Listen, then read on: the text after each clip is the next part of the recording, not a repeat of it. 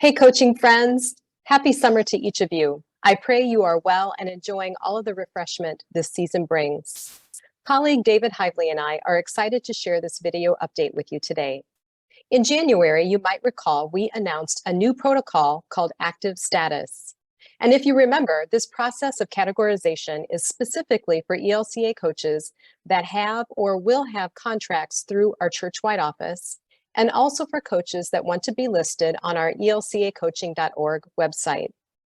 2023 has been our onboarding year for this protocol, and beginning in 2024, we will only be able to give contracts through our national office to coaches that have completed this application, and we will only be able to list coaches on our elcacoaching.org website that have successfully met these qualifications.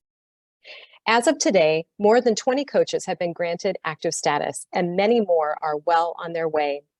We are excited to partner with these coaches to accompany faith leaders across our denomination and the world.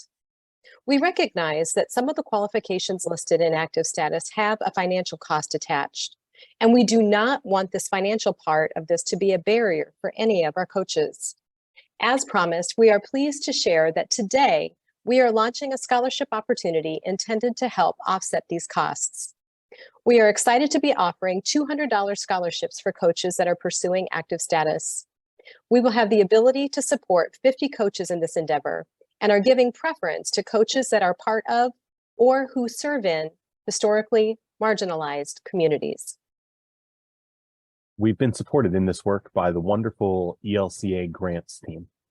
To help make this process as clear and painless as possible, they've produced a series of tutorials designed to help walk you through the process of registration and of application. You'll find these guides attached to this announcement. One thing to note is that your first step in applying for one of these scholarships will be to register with ELCA Grantmaker.